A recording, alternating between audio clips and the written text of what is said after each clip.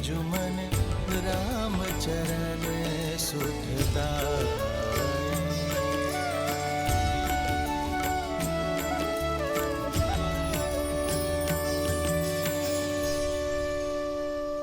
लीजिए प्रभु, आपकी गंगा धारा पार हो गई और आपकी सेवा करके हमारी जीवन धारा भी।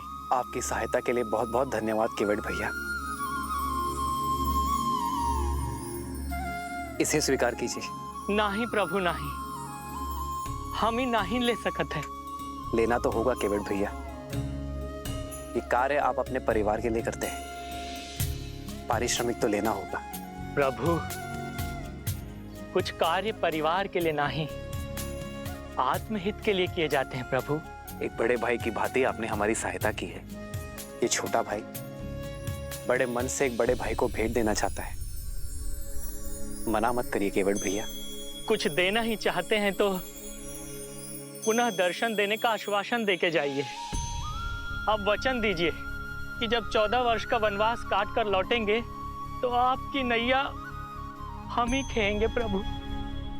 वचन दीजिए।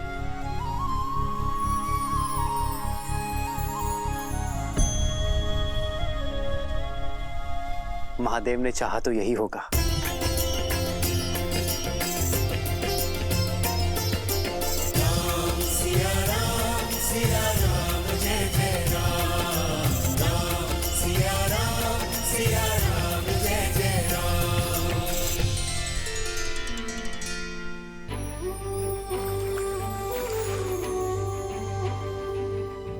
हे गंगा मैया, आप पावन पतित हो। हमें इतनी शक्ति और आशीष देना कि हम अपने धर्म मार्ग से कभी पतित ना हो। हमारा मार्ग और हमारा लक्ष्य सदा पावन रहे।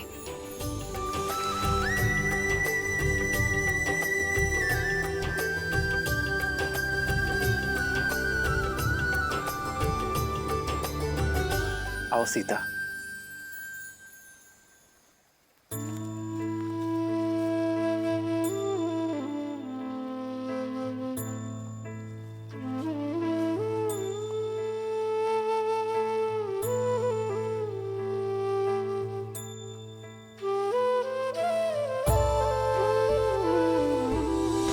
वन उपवन का भ्रमण कराते, गंगा का जल पान कराते, नियति कैसी सीते कैसी विपदा लाई, नियति कैसी विपदा लाई। राम सिया राम, सिया राम जय जय राम। राम सिया राम, सिया राम जय जय राम। राम सिया राम, सिया राम जय जय राम। राम सिया राम, सिया राम जय जय राम। राम सिया राम, सिया राम जय जय राम। राम सिया राम, सिया राम जय जय राम। ओ राम सियावन पग पग फिरते, लक्ष्मण हर क्षण सेवा करते, कष्टन सहते, कष्टन सहते श्री रघुराई, कष्टन सहते श्री रघुराई।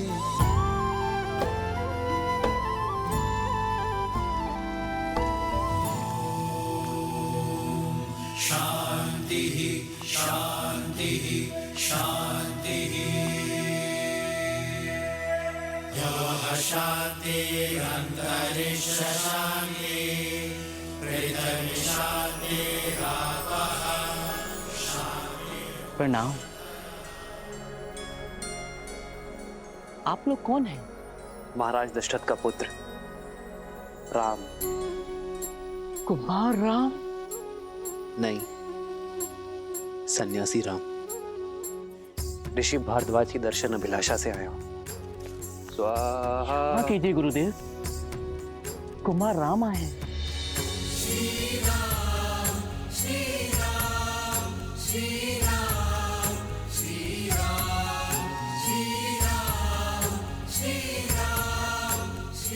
प्रणाम ऋषिवर। आयुष्मान भव।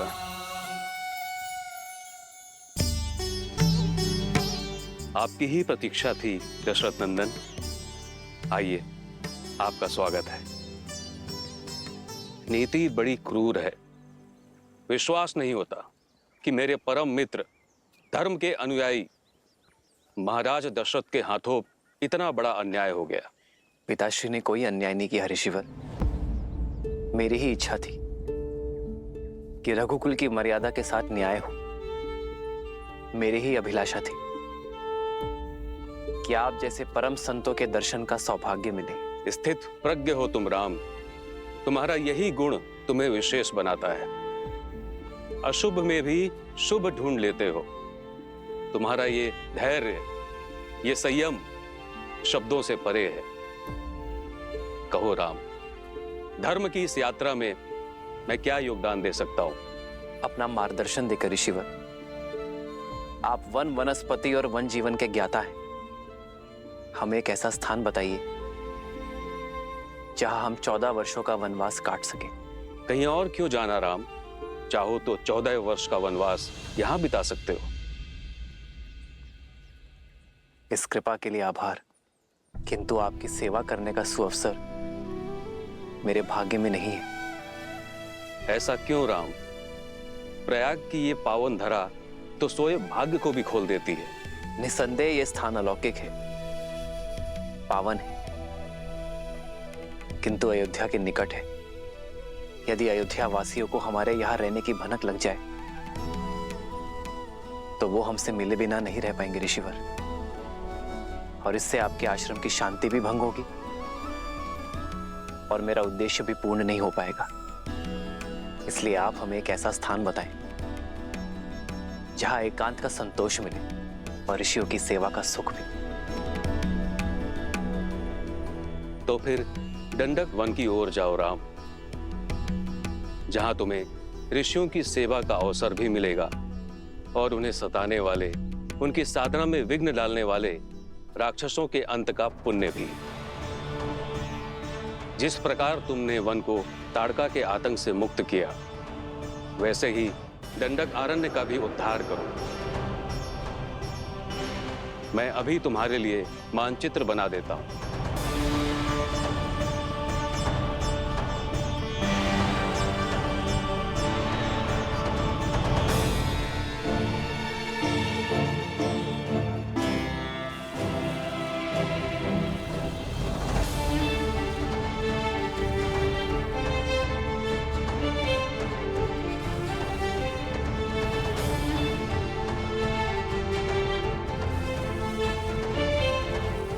ये है प्रयाग, जहां पर हम अभी हैं।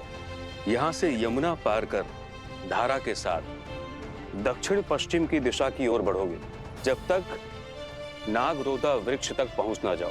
वृक्ष की परिक्रमा करने के बाद तुम बाईं ओर जाना। फिर 2 पहर चलने के बाद तुम्हें ये नीला सरोवर दिखाई देगा। यहीं से फिर दक्षिण पश्चिम दिशा में कुछ कोस चलने के बाद तुम पहुंच जाओगे चित्रकूट, दंडक अरण्य का प्रवेश द्वार, जो यहां से 30 कोस दूर है। वहां तुम्हें केवल वानर और वन्य जीव मिलेंगे, कोई मनुष्य नहीं मिलेगा वहां। राम, तुम्हें अपने वनवास का आरंभ वहीं से करना चाहिए, क्योंकि वहां एक और महान उद्देश्य तुम्हारी प्रतीक्षा कर रहा है राम।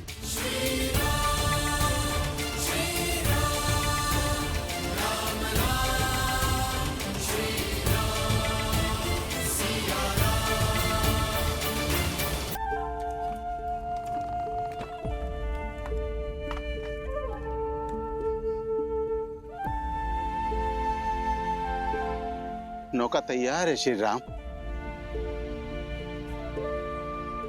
पिता को संतान से और राजा को अपनी प्रजा से दूर नहीं होना चाहिए।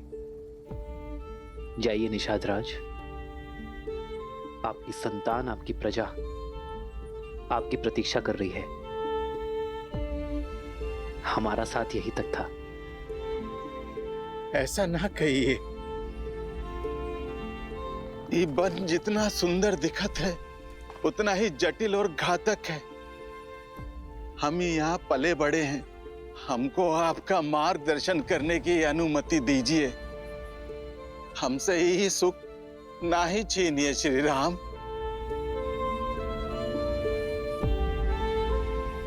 आशा का टूटना कई बार आवश्यक होता है निषाद राज।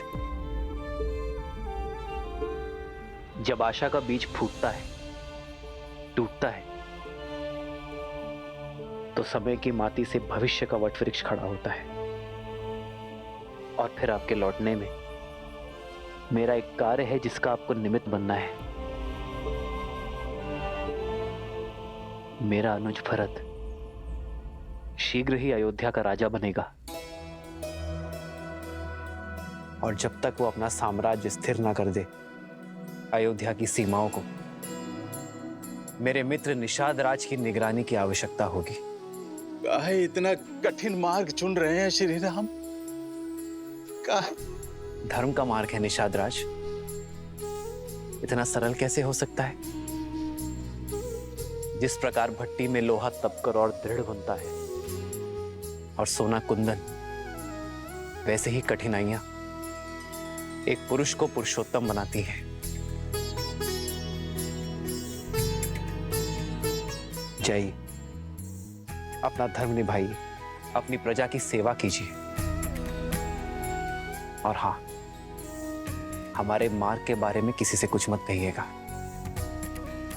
किसी को हमारे पीछे मत आने दीजिएगा। जैसी आज्ञा श्री राम। ये गुहा ना कोनो को आपके समीप आने देगा और ना आपकी अयोध्या के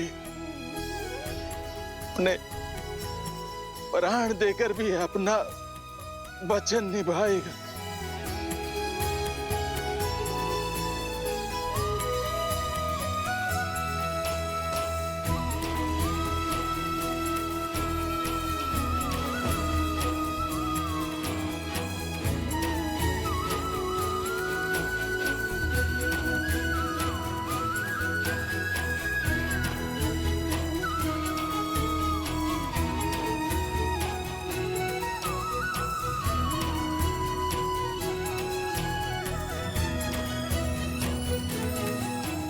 आपका बहुत बहुत धन्यवाद निषाद राज।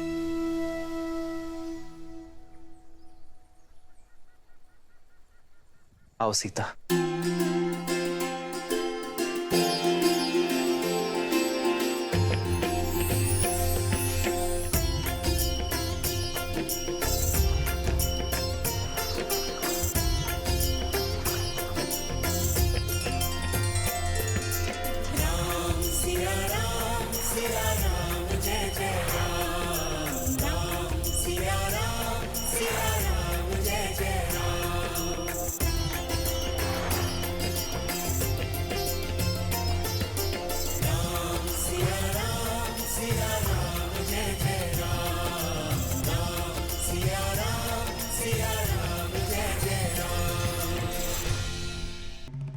ऋषि भारद्वाज किस उद्देश्य की बात कर रहे थे? ऐसा क्या होने वाला है चित्रकूट में श्री राम के साथ? देवी, श्री राम की चित्रकूट यात्रा का उद्देश्य मैं उचित समय आने पर आपको अवश्य बता दूंगा, परंतु अभी आप धैर्यपूर्वक ये सुनिए कि पाताल लोक जाने के पीछे रावण का मुख्य उद्देश्य क्या था।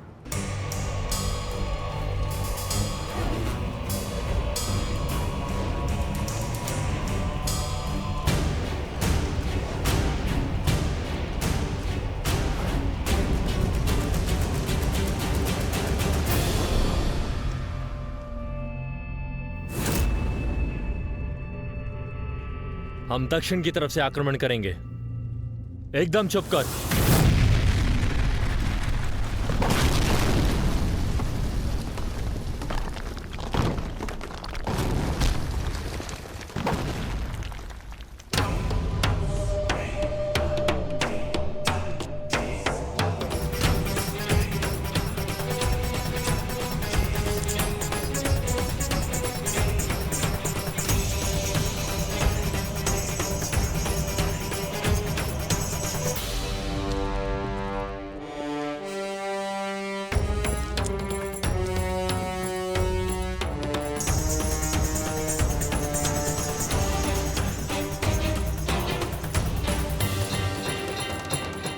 लंका का स्वर्ण सपना देखने का समय समाप्त हुआ।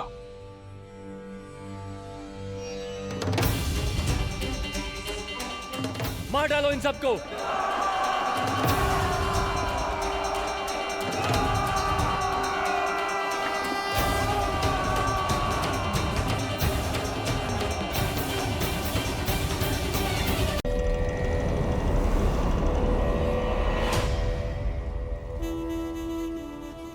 लंका का स्वर्ण सपना देखने का समय समाप्त हुआ।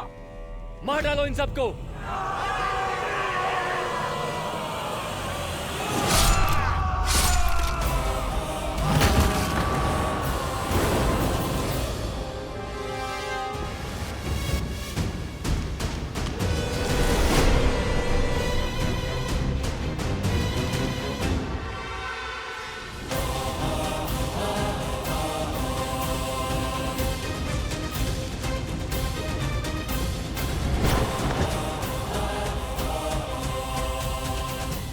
संसार भूल जाता है कि दशानन का एक और शीश है। मैं मेघनाथ इस संसार में जब भी कोई मेरे पिताश्री के विरुद्ध खड़ा होगा, सबसे पहले मुझे अपने सामने पाएगा। मेघनाथ, मैं तुम्हारा संबंधी हूं। इसमें कोई संशय नहीं है कि संबंधी होने के नाते आप आदर के पात्र थे, किंतु जिस क्षण आपने मेरे पिताश्री को ललकारा, उन पर प्रहार करने का दुस्साहस किया, उसी क्षण आप केवल और केवल मेरे शत्रु बन गए। और ये इंद्रजीत कभी अपने शत्रुओं पर दया नहीं करता। तुम्हें मेरी शक्ति का अनुमान नहीं है।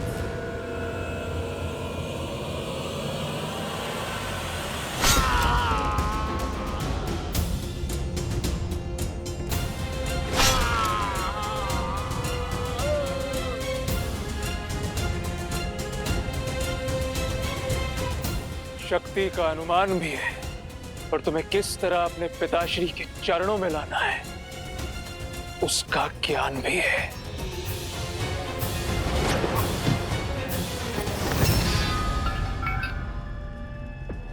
बहुत खेल खेल लिया विद्युत जीवा। अब इस खेल को समाप्त करने का समय आ गया है।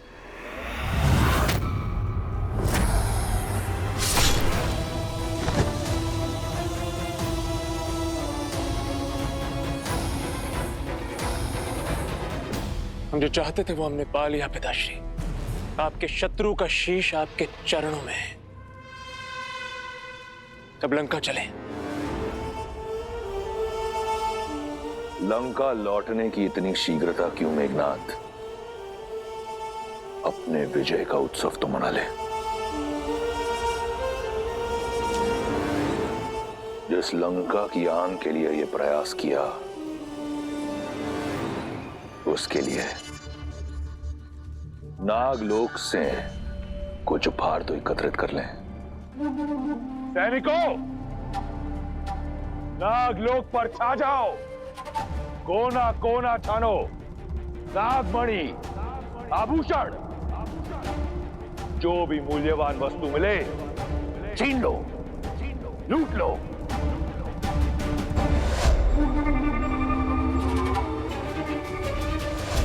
ये पाप मत कीजिए पिताश्री। नागमणि में नागों के प्राण, उनकी शक्ति बसती है। इसमें कोई पाप नहीं। लंका की सुरक्षा, लंका की समृद्धि मेरा धर्म है, और अगर उसके लिए कुछ नागों का बलिदान होता है तो इसमें कुछ अनुचित नहीं। नहीं पिताश्री, नहीं। सुलोचना भी इसी लोक से है। इस नाते नाग हमारे संबंधी हुए और हम उनके अतिथि हैं। ये नाग लोक में लूटपाट करना अतिथि धर्म के विरुद्ध है पिताश्री। अपने ससुराल से जमाई का भेंट लेना किसी मर्यादा के विरुद्ध नहीं। समझने का प्रयास कीजिए। मैंने तुम्हें यहां